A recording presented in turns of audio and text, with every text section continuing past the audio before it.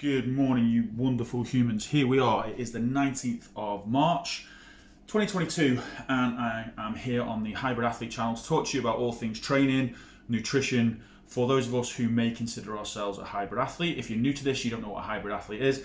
Basically, it's someone who trains what we would call concurrently at the same time for both strength and endurance goals. What we would do typically is we might, if we're a competitive athlete, let's say we're an ultra runner, which is what I am, and a powerlifter, which is also what I am, is we might have periods of the year where we have a focus on one discipline more so over another. And when we're programming our competitive year, we would call this concept periodization. So periodization is a word that gets used a lot in strength and conditioning circles. It's a word that gets used a lot in different sports. And the way to think about periodization is it's kind of a conceptual framework on which we bolt on our training approaches across the year. Now, in terms of periodization, we have our macro cycle. So it might be that a macro cycle is usually a long duration. So in an Olympic cycle, it might be a 4-year cycle. For most of us, it would be typically maybe a 6 to 9 month competition year. Within that, we've got these mesocycles. And in those mesocycles, what we're trying to do is break that competition year down, that competition calendar down, or that Olympic cycle down, or whatever it is we're doing, into blocks of training that typically would have a specific focus. Now, obviously most of us who train, particularly in a hybrid style, have multiple focuses at once. So what we have to think about this is it's not just necessarily we're just doing one thing at a time. It can be that we can combine these things in different ways, in different proportions, to have different focuses throughout these mesocycles. And there's different ways of organizing those mesocycles, and that is at the heart of what we would call these periodization models, which we're going to discuss today in some detail, in a little detail, not some detail, because what I'm going to do, and what I always do, is my more technical content, I tend to put that through my Instagram page because it's easy to put graphs on, write a long bit of blurb, people can read through it a little bit more as well, it makes it a little bit more understandable. So by the time that this video is released, within the next day or so, on my Instagram page, which is at Dr_P_performance, there will be infographics with a nice long written description so that we can take your time and learn these things with some really good visual examples as well that you can then highlight, save for future reference. If you haven't already liked and subscribed to this channel, can you please do so? It's real big help for me. Allows me to kind of keep doing this and gives me some motivation. I love, it's nice to know that I'm not just talking to the ether all of the time, and that maybe this is of some use to you guys. So if you find this content useful, please give it a quick like and a subscribe. So we've talked about what our macro cycle is across the course of a year or several years or competition calendar. Our mesocycles are broken down into smaller sections in that, and then we have our microcycles, which might be our week or couple of week blocks of specific training. And then underneath that, there's our programming, our day-to-day individual programming. Now, a lot of people consume, no they don't, I do consume stuff. A lot of people confuse what you would call your programming for periodization. We get very focused in on what our programs look like on a day-to-day basis without being able to take that out to that helicopter view and see how that fits in across the course of our competition season.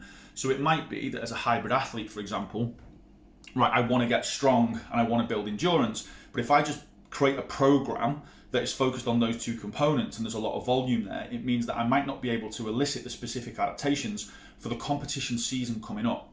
So for example, if I've got a powerlifting competition coming up and that's my primary focus, then the chances are I'm going to really want to hold back on some of the endurance that I'm doing, because that's going to create extra fatigue, and it's also then going to have a detrimental effect on the detrimental interference effect. I've not talked about interference effect here, but that might be a good one to talk about in the next video. So I want to talk about in the next video. Detrimental interference effect with my strength gains, okay? So as a hybrid athlete, or an athlete from maybe a sport which is what we like multimodal, many components of fitness, these are things that strength and conditioning coaches need to factor in. These are things that I need to work with my clients. Even if that client is just an endurance athlete, we still are likely to want to focus on still having some strength blocks in there, for example, or some power blocks in there.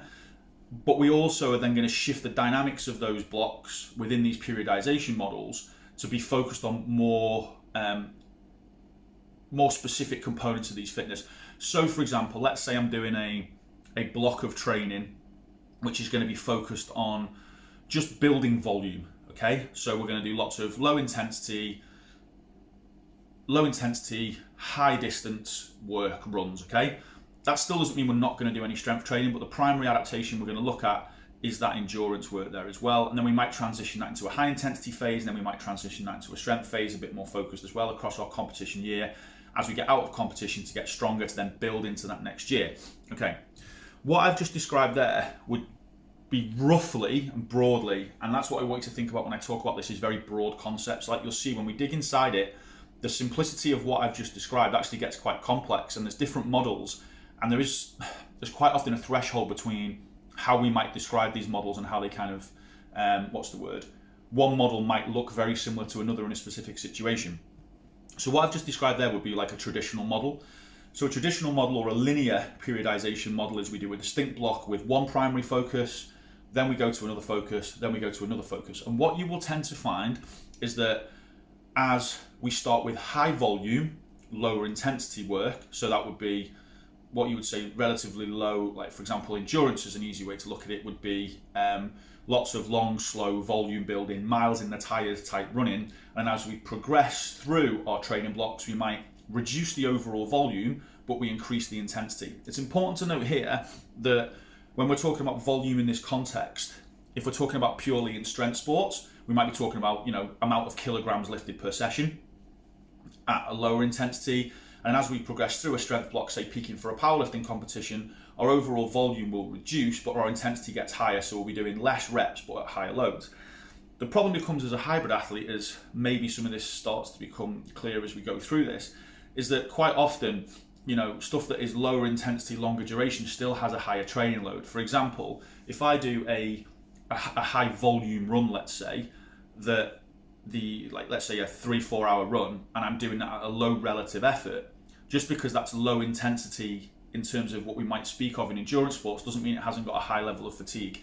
And that might mean that, we do need to be more mindful that it's still going to have a knock-on effect on our strength training. And then it might be that, okay, we might reduce the intensity and the overall volume in terms of mileage or duration, but the overall training load and the fatigue that we get from that, if we were to go into, say, a high intensity interval block. So let's say we went from doing 2 3-hour runs a week at low intensity to 6 30-minute high intensity, really brutal interval blocks. Yes, the volume is lower in terms of hours and in terms of distance, and the intensity is higher, but the overall the overall fatigue effects that we might get might be very similar as well. So we talk about volume and intensity, but there's interplay there with fatigue, which will always be limiting on how much volume we can handle at any relative intensity. I hope that makes sense. There's lots of content that's just going through my brain now, which I'm going to write down so we can go into these in due course. So a linear model, basically what happens is your volume, if we're talking about volume in this context in here, if we talk about it from a running perspective because it's a bit easier, our volume would be lots of long, slow, steady runs, base building, aerobic, low intensity aerobic work. We might do some strength in there and a little bit of high intensity interval work in there as well, but that's going to be the primary focus. Then as we go through our training block, as we go through our mesocycles towards our competition, let's say we've got one big run of the year that we're really focused on, then what we will find is that our volume will reduce, but our intensity will start to gradually increase towards race pace. Now, how we construct those blocks from a coaching perspective, or as an athlete if you're doing this for yourself, the temptation is to always start with kind of like the weakest link first. In a linear model, that doesn't really... the classic linear model is the approach I've just described there, so the intensity gets higher as we get close to competition. There are other models as well, one which is called block periodization, which the idea is it's very similar to a linear periodization model, and this is the one that I hate describing the most because it's quite difficult to articulate. So block periodization tends to be front loading of volume and or intensity, so we have a really high training stressor at the start, focused on a specific attribute that is then likely to carry over to further sessions more effectively, so there's no negative interference effect. A good example of using this in sort of a strength dynamic is that if we were peaking from a powerlifting competition, because it's a nice conceptual thing to think about, if we were peaking from a powerlifting competition, we might need somebody to build a lot of muscle in order to get stronger. But we wouldn't want to do all their strength and heavy high intensity work even at a high volume initially. Even though that volume was high and the intensity is high, we're doing this big block of volume at the start, and then we wouldn't want to drop that down into, say, a hypertrophy phase, which might be still relatively high volume. You know, most hypertrophy blocks, strength blocks, you know, if we're talking about that 6 to sort of 15, 30 rep range, you know, we wouldn't want to be doing that peaking into a powerlifting competition, right? We need to make sure that each block has a positive carryover into the next training block as well. Whereas linear periodization tends to be just this sort of kind of crossover effect. So as intensity, as volume comes down, intensity goes up. In block periodization, we always kind of have like a stepwise thing where we have a big block of volume and intensity at the front, which is still going to be focused on the area of performance, which is then going to have the most carryover. So if you were thinking about that from a running perspective, again, it's just a nice easy one. We might do lots of volume, we might do some interval work, and then a lot of strength work in that big block there. Then as we come down to these lower blocks, we might then go into high intensity interval work type stuff. The volume, the overall volume is reduced, the intensity is still high, but the volume's lower. And then in the last block, then we might go to sort of threshold race pace work to get us to the start line for a race. Okay, again, what you're starting to think now though, obviously, is how do you then marry this idea of endurance with strength when we're talking about if each block or each mesocycle that we've got is focused on a specific adaptation. And that's where something like another common method, which is called non-linear periodization or undulating periodization, and this can be done on a weekly basis, it can be done on a daily basis, it can be done within training session basis, where basically what we're doing is we have specific sessions or specific days or specific weeks that are focused on, maybe it's a strength, maybe it's a high intensity session, and then maybe it's an endurance, low intensity base session. That is typically how I would say that most hybrid athlete programs look and work. It's certainly the one that makes most sense if we're trying to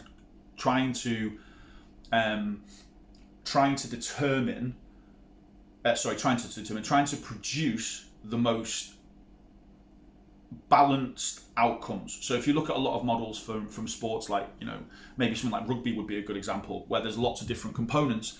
Yes, the shift in focus across different mesocycles might change, or it might be programmed differently for each individual athlete depending on where their strengths and weaknesses are. But ultimately what we're always trying to do is balance these different components of fitness rather than just like these very distinct blocks, and then we're changing the focus of the blocks afterwards. So for example, in a block periodization model, if we know someone's got a good aerobic base because they've been running for years, we might front load a ton of high intensity above threshold interval work, get those adaptations, and then we will drop down into kind of a more balanced approach with lower, like still higher mix of higher and lower intensities, but also then with much lower training volume, so we're not exhausted, right? So that's the other thing as well about block periodization, is it tends to be front loaded, so that means we might carry some fatigue. So with a block periodization model, we tend to do a block, little deload before we go into each block as well, and again we get that initial drop in volume and then it carries across. With this undulating or non-linear model, our training volumes across each week, they might go up and down slightly, and across each session they might go up and down. Our overall training load, so you know, the intensity and distance duration kind of combination, if we think of that as training load. I've done some content on that previously. Again, if you go to my Instagram page, I'll talk about training load a lot on that. I've got an infographic on there that talks about training load, so yeah, check that out. That might make a bit more sense. If this doesn't make sense, pause this, go and take a look at that, and then come back. And so yeah, these are all different concepts and frameworks, and like I say, typically speaking, the undulating model is the one that tends to sit best with most strength and conditioning coaches and with most athletes, particularly if they're training across multiple modalities, because it feels like we're doing a little bit of everything. But the problem with that becomes is we can get this interference effect. So we know that if we're accumulating fatigue in our legs from, say, a long run, we might want to do that on a Monday, but on a Wednesday it's a strength session, a full body strength session, or even a lower body strength session, and we're going to carry some fatigue, so we're not going to be able to train it on maximal intent. So my next training block, I'm going to describe what my next training block looks like in not myopic detail, but some detail. And I want you to think about which one of those periodization models it might fit into. I'll give you a clue, it's definitely not linear, right? So basically, I'm working on an alternating week basis where the primary goal of the first week is strength, And the primary goal of the second week is endurance. Then we go back to strength, back to endurance, back to strength, back to endurance. So the strength weeks will have one upper body strength session, one lower body strength session, two upper body strength sessions and two lower body strength sessions. I'm going to keep in on those weeks just some swim intervals. I'm trying to improve my swimming. It's going to be mostly technical. It'll be hard work, but those sessions are literally going to be 15 to 20 minutes, and then probably one bike interval session as well, which is only going to be 20 to 25 minutes. The second week, the endurance week, is going to be one full body session, not taken to failure, not pushing the envelope performance-wise. And then the rest of the week is going to be one long run, which is going to be a super long run because I'm currently on the last 8 to 9 weeks into my 100 miler at the end of May. So my running is going to become very specific to that competition in terms of both terrain, duration, time on feet, working through race pacing strategies, nutrition strategies, and all that stuff is becoming the main focus of this. The thing that I'm specifically focusing on in those kind of adaptations that I need. And then there'll be a second run that week, which will also be an interval session, but it's going to be a high volume, moderate to high intensity interval session. So that will probably be between 15 and 20k of 1k intervals, 500 repeats, to about 20k. So again, over the course of those run ones and run twos, just as an example of how high volume they're going to be, and you're like, Paul, that's only 2 runs a week, that's not high volume. Well, my first run in that week is going to be 60k, and the next run that week is going to be 15 to 20. So that's a 75k week, which works out at running 6-7k every single day. Now, some runners can handle more than that. Of course they can. They could run maybe a threshold run, they could do another interval session, maybe another long run. Look, I'm a 90 kilo dude. I know what my body can handle, so we always have to put this in the context of the individual. Just whilst we're on that point, the thing I want you guys to think about is we have to always view this from like an individual level up. So we have all these ideas of periodization models, and it might be that, for example, if someone comes to me and they're a new hybrid athlete, or they come from let's say they come from a really strength dominant sport and they're going to hold strength well, it might be that I use a linear periodization model because they need to build their aerobic base. So we're going to do loads of low intensity, higher volume, high duration, long distance running. We're going to build up to that before we then start introducing and keeping their strength training to like a minimal effective dose for maintenance. Maybe that's just 1 or 2 full body sessions a week built in around that. And then as their running then progresses, we might use a linear model then to increase the intensity, put those high intensity reps in there, and then that balance then shifts. Then after that block, they might move on to an undulating block until that maximizes, because again, we're not getting performance benefits in each area. We're starting to plateau. And then we might go into a block model, which is like, right, we're going to target the specific weakness, which is going to have the greatest carryover to the rest of our competition year. We might expect some drop off in those gains, i.e. we might do a real heavy, intense strength block at the start. And yes, our strength might diminish, but are we happy with that to diminish enough that we're still going to be able to get onto a platform and perform? And if we're not, then we need to look at our competition calendar, figure out which is the most pragmatic approach to do it. If you've watched my last series of videos, you'll know that I know off the strength block that I've done, and having had, been locked up in Abu Dhabi for a week or two, my training block wasn't great in terms of what I'm capable of in terms of strength. But the goal was never to maximize my strength. I was looking at getting to around about 75 to 80% of what I would predict my 1RM to be at the end of the year, once my endurance work is finished, which will be around July time. And then I go into a primarily strength related block. There will still be some endurance work there, but right now I'm in a sort of transitional phase where I'm building towards this 100 mile key priority, but I've also got the opportunity, and I'm pretty much ruling it out because it's a silly thing to do, but I'm just still floating with the idea because it's me and I like to do idiotic things and push my body and be my own scientist, is that the British Championships for powerlifting are 2 weeks before that. Now, last time I did a powerlifting competition, it was a week before my 50 miler. Not the best idea in the world, a little bit of residual fatigue, probably not the right amount of strength volume that I'd needed to do, and the conditioning to that sort of competition day wasn't there, as well as the weight cut, which had a significant impact. So with that being said, I'm going to treat this block now as primarily a running block. I know what I need to do with those alternating blocks, but the reason that I'm doing this alternating block of strength, endurance, strength, endurance, strength, endurance is because there's still that part of my brain which wants to keep my eye on and just see how this next 4 to 6 weeks goes before then I get really specific for the last 5 or 6 weeks into the 100 miler if I need it. If my strength's going up and I feel like, okay, this is going well, not carrying any injuries, if I'm happy with the runs that I'm doing that are specific towards what I need to get done to get my 100 miler, which again, the goal this year isn't to run a super fast 100 mile, it's just to complete it. A bit of, was my nemesis from last year, so that's just the main goal for me. And I know with my programming, the distances and the intensities that I've got programmed for my running, that if I can get through those sessions unscathed in one piece, I'll be able to do the 100 miler. Absolute confidence in that as well. Now, if I was trying to run that 100 miler faster, would I be using this model now? No, I would probably go to a bit more of a sort of, maybe a slightly undulating model, but it would probably look actually a lot more like a linear model where I'd be doing lots of volume running at the start, little bit of high intensity work and strength training, and then most of it would stay quite high in terms of volume because again, there's no way of training for an ultra run and then avoiding doing long voluminous, long low intensity, high volume runs. It's just an impossibility to do. So in terms of the overview, that's what I'm looking at. So I'm doing 1 week of strength for the next 5 to 6 weeks, 1 week of strength, 1 week in endurance, alternating. And I'm also I'm not going to talk about this in too much detail here because it's probably a topic for another time. I'm going to periodize my nutrition as well because I still want to get my body fat down a little bit lower. I've rebounded a little bit from the aggressive cut for the powerlifting competition, then refueling and probably, my body recovering after the ultra as well. So I'm just getting my eating back on track now. I still think I can get my body fat a little bit lower. It's starting to push back a little bit, so we're going to monitor that. I'm not putting too much pressure on it. On my strength weeks, because I really want to maintain that strength, I'm going to really focus on, eating and around about my maintenance calories. And then on my endurance weeks, where my volume's going to be so high anyway, yes, I'm going to focus on my carbs.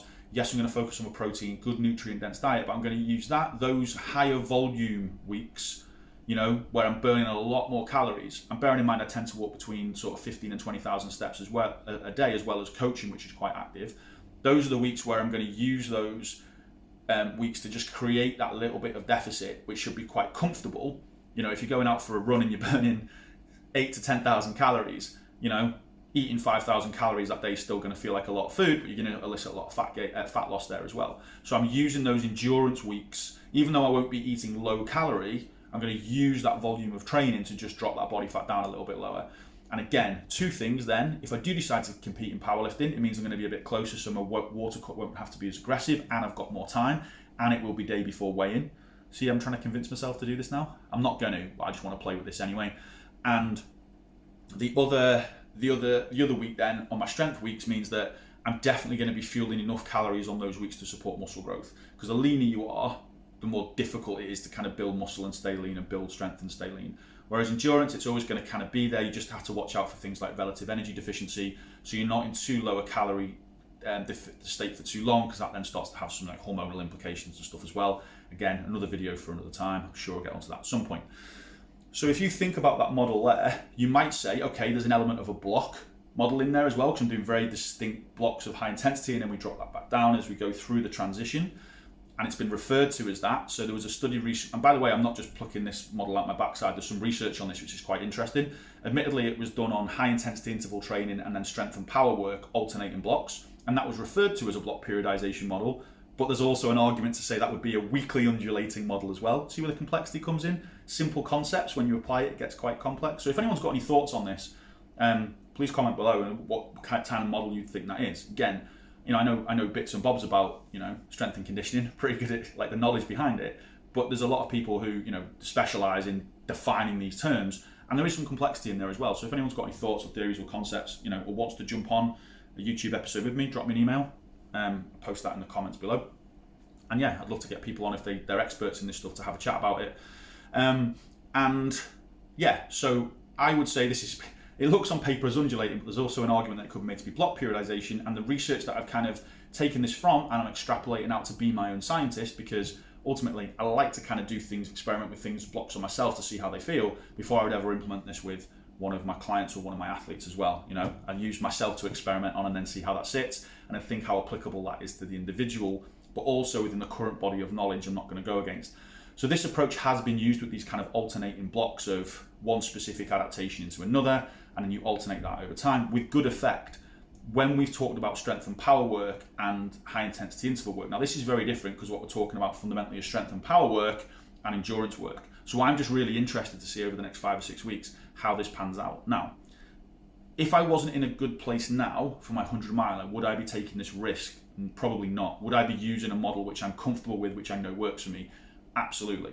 But right now I've got 5 or 6 weeks where I can have a little play with these things, and if after a couple of weeks what I'm finding is, things aren't going well, strength isn't going up or improving, feeling screwed, feeling tired, sleep's disrupted, every facet of performance isn't moving forwards, I'll just abandon it. And that's one of the point of monitoring and why we monitor these things.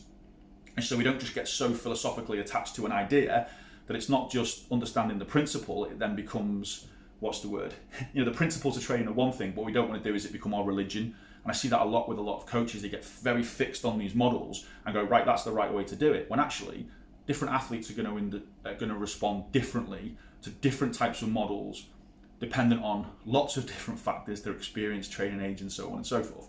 So that's how I'm going to run my next block, guys. And yeah, I'll just keep in touch. We'll see how it goes. Right, have a wonderful rest of your day. Yeah, that's about it. Speak to you later, guys. Peace.